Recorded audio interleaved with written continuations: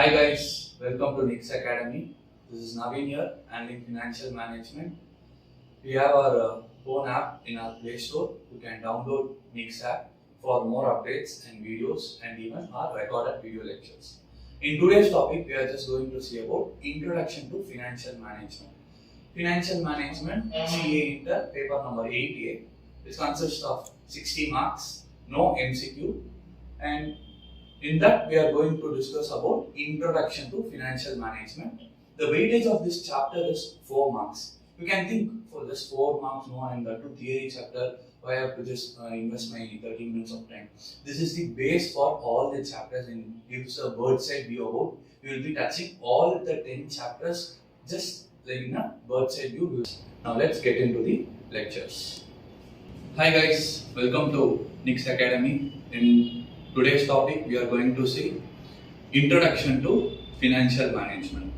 Okay, first of all, what is this financial management? As usual, backbenchers answer. Financial management means managing the finance. Okay. In textbook, they have given the definition. After discussing everything, then we will go and study the definition which is given in the textbook. We will get a better clarity.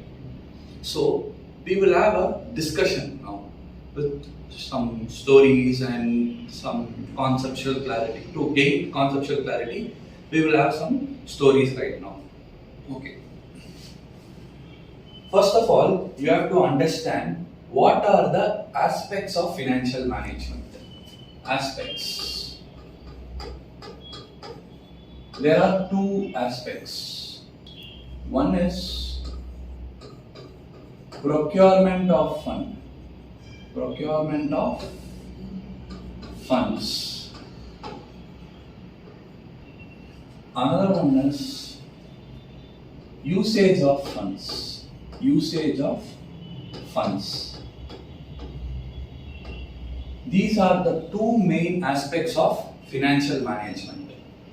What is this procurement of fund? What is this usage of fund? Procurement of fund means how we are going to collect the fund. Usage of fund means how we are going to use the funds. Now, we will have a small story. Okay? Assume there is a company called X.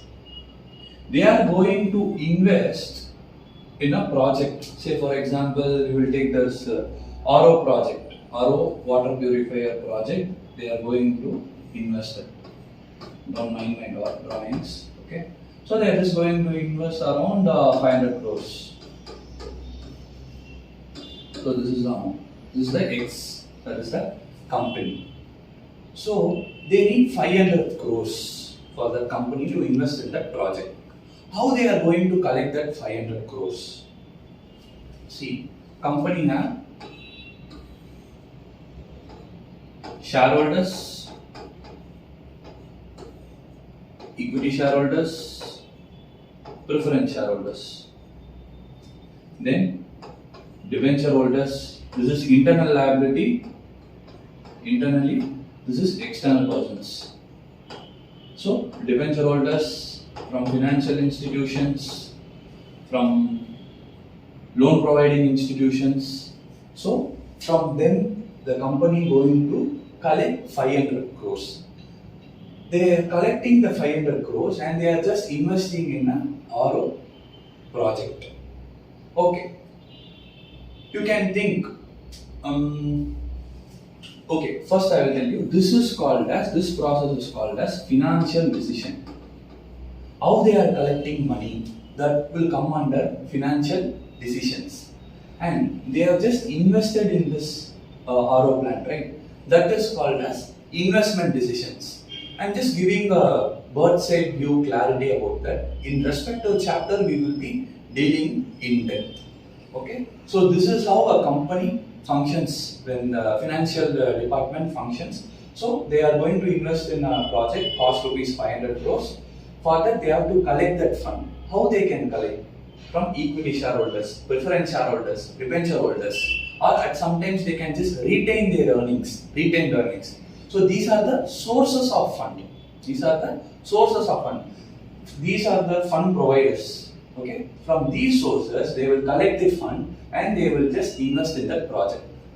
Okay, this is part 1 of our discussion.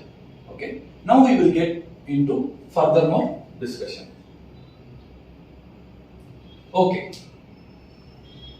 say for example, we have equity shareholders. We are just asking them 200 crores. Then preference shareholders, we are asking 100 crores.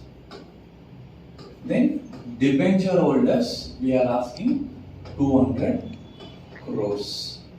Okay? Right.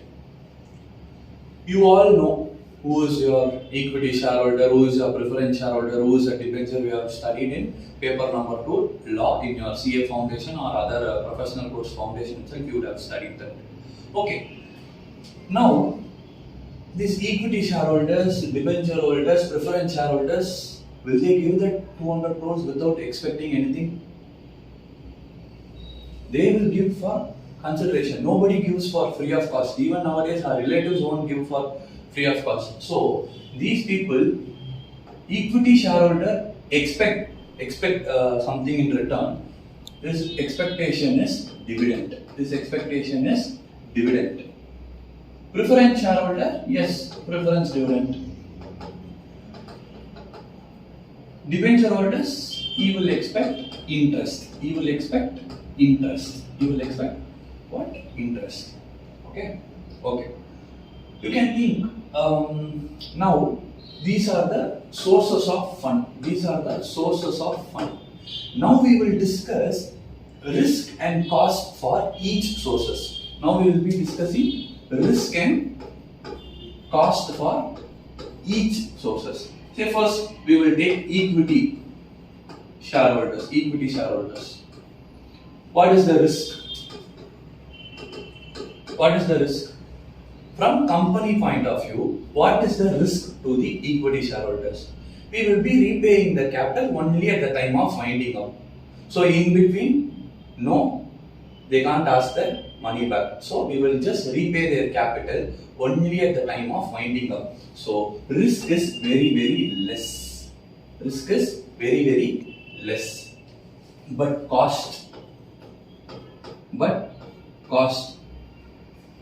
See, if you think from a company point of view, risk is very, very less for equity shareholder. Company, what is from company? They have to repay their capital which equity shareholders gave only at the time of winding up. Now, you think from the equity shareholders point of view. They have invested 200 crores in that company and the 200 crores will be given only at the time of winding up. Till that time, what they will do? So, therefore, from equity shareholder point of view, risk is more. You see from their point of view, because their money, you assume yourself as an equity shareholder, you have given a 200 crores to the company and that 200 crores will be given to you only at the time of winding up. Then how much expectation you will be having from that company? How much returns you will be having that from company? When there is more risk, there is more returns. So the cost. So what is the cost of the equity shareholder? It's obviously dividend. So their cost expectation is very, very, very high because they bear more risk. So more risk, more returns. So their cost is comparative. The debenture holder will demand for interest, but dividend rate will be more than interest rate. Dividend rate will be more than interest rate. Okay. Now let's take debenture holder. So debenture holder risk. See from the company point of view. See from the company point of view. See, for this debenture holder, we have to make a principal repayment in a time basis and interest also in timely basis. Therefore, risk is very, very high. From company point of view, risk is very, very high because if say for example every month 15th of every month they are going to pay the interest. As soon as next month 15 comes, it's company burden. How they are making arrangement for money, debenture holders don't care about it. Just on every month, 15th of every month, they require their money along with the interest. Now you think from debenture holder point of view. Now you think from debenture holder point of view. You are a debenture holder. You are very chill because every month 15 you will be getting your principal along with interest. So no risk is less because anyhow I will be getting my money. Even if they are going to liquidate, first priority is being given for external liabilities. Okay, then only internal liability will be going. So therefore, their cost will be very less, very less. You can think why we want to why can't we get entire 500 crores from equity shareholder? Why can't we go with the entire 500 crores with preference shareholders? Why can't we go with the entire 500 crores with the debenture holders? No, we should have a mixed debt. We should have a mixed source. That will help you to manage things. So what are the mixed source? We have cost of equity, cost of debt, cost of retained earnings, cost of preference shares. That we will be discussing in depth in cost of capital chapter. Okay. So always it is preferable to have mixed sources. Okay. These are the aspects of financial management. This is the story behind the aspects of financial management. Okay. So these are the fund providers and these are their expectations. We have to think from both point of view, from company point of view as well as the capital provider point of view. Discussing about the decisions, like entire bird's eye view I am going to give about financial management. Okay. There are how many financial decisions? Like how many decisions are there in financial? Like that, long term, short term. Long term and short term. In long term decisions, we will be having financial decision, investment decisions, then dividend decisions. In short term, we will be having working capital management. Okay. This financial decisions covers about how we are just procuring the fund. As I said earlier, what are the two aspects of financial management? One is procurement of fund and another one is utilization of the fund. Financial decisions talks about the procurement of fund. Financial decisions mainly talks about procurement of fund. See, this cost of capital chapter comes under here, capital structure theory comes under here, and your leverage chapter comes under here. So these three chapters are covered in financial decisions. This is procurement of fund. This says about how you can collect money. What is the rate of expectation you can give to the capital providers? These everything comes under financial decisions. Then we have procured the fund. We have collected the fund. We have just agreed to their rate, the expectation. Say for example, I am Mr. X, the company, Mr. Y is there. I am just asking Mr. X, I need 200 crores, so I am just going to invest in this. And he is telling me, okay, I will give you, what is my return? So I am telling so and so 10%. How can I tell that is 10%? That we will be discussing in cost of capital chapter. You can tell me, why I should get entire 500 crores, why can't I get entire 500 crores from debenture holders or entire 500 crores from preference shareholders? I will be telling no. As we discussed earlier, mixed sources always preferable. That I will be seeing in capital structure theory. In that they will be telling us in which sources if we collect or in which mix if we collect, we will be having the highest EPS. EPS is earnings per share. Whenever our earning per share is more higher, we have to just go with that. So this is financial decision. Here we talks about procurement of fund, guys. Now we have just procured the fund and we are going to just invest in that. So then comes investment decision. What is this investment decision? Capital budgeting chapter. We will be studying in depth in capital budgeting chapter or investment decisions chapter. We will be discussing that depthly in this investment chapter. Okay, I have invested and I am just, see, investment is for, say for example, 5 years. How can I predict that what is going to come after 5 years? Our life is uncertain. What is going to happen tomorrow, we don't know. But how can we predict which is going to happen after 5 years? What? So okay, I'm just assuming that I will be getting a 20% return from the project after 5 years. What if the 20% does not come? I get around 15%. Or what if I get 25%? Chances are there, right? So to discuss that issues, we are having a chapter called Risk Analysis in Capital Budgeting. Risk Analysis in Capital Budgeting. These two chapters will be covered under investment decision. Okay, fine. I have just collected the fund. I have just invested the fund in that project. Now I am just having the returns. Now I will be giving that returns to the shareholders. So that will be coming under dividend decision. Chapter dividend decisions will be covered under dividend decisions. Okay, fine. Now we are having this short-term finance. Short-term finance, we will be having working capital. What is working capital? Everyone will be generally telling current asset minus current liabilities, working capital management. But it's actually an investment. You can collect the fund. Either you can invest in long term or you can invest in short term. Short term investments are generally called as working capital management. Okay, working capital management, we will have a separate chapter called working capital management that we will be discussing in depth in working capital management chapter. And we got two theory chapters.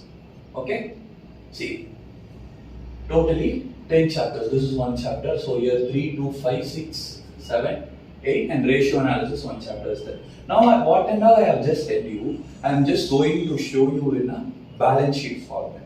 Let's see that. Okay, let's take this T-shaped balance sheet.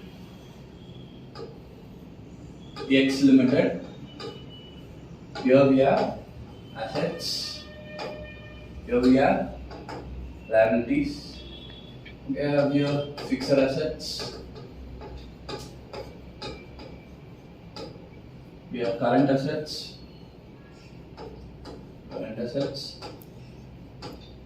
We have current liabilities here.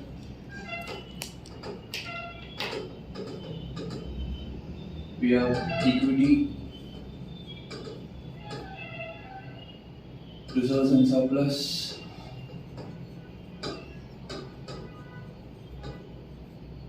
Then we have non-current liability. Non-current liabilities.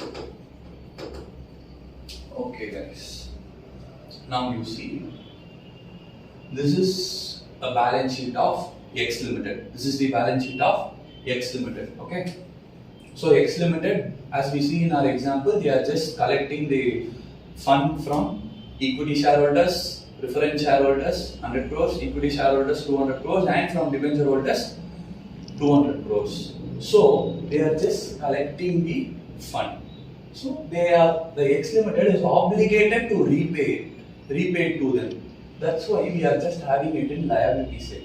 So that chapter, cost of capital, capital structure theory and leverages, if you are studying chapter cost of capital, capital structure theory and leverage, your full focus should be on this part of the balance sheet. Okay, now we have collected that. Say for example, now your liability is 500 crores. Okay. Now you are just going and investing it in a fixed asset, that RO plant. So in the books of X Limited, we are just bringing that 500 crores. So here, when you are studying about investment decisions,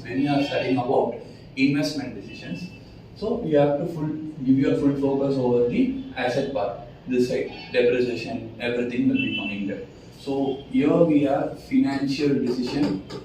Here we have investment decisions. Okay. After earning the returns and everything, again cash outflow, we have dividend decision. Now the short-term investment, current asset minus current liabilities. When you are studying about the big chapter working capital management, your full focus should be on current liabilities and current assets. Because current asset minus current liability is working capital management. That is the formula. I will be explaining what is working capital management, the flow of working capital cycle, everything when we study that chapter. Because this is introduction chapter. That's why I'm just giving a bird's eye view on everything. Okay. So this is current asset minus current liabilities. When you are studying working capital management, give your full focus on this chapter. Okay. See guys. In financial decision, I said you will be covering cost of capital, capital structure theory, and leverage. In dividend decision, you will be covering chapter dividend decision. So chapter 1, 2, 3, 4. Investment decisions will be covered here. That is your capital budgeting will be covered here, and risk analysis in capital budgeting will also be covered here. So totally chapter number 5, 6. So 6 chapters covered here. Current asset minus current liabilities will give you working capital management. So 7 chapters covered here. Analyzing the entire balance sheet. Each and every component wise, how fixed assets functions, how current asset functions, what is the current liability ratio, what is the liability ratio, what is the equity ratio, everything, the overall analysis of this balance sheet of the X Limited is the ratio analysis. Is the ratio analysis.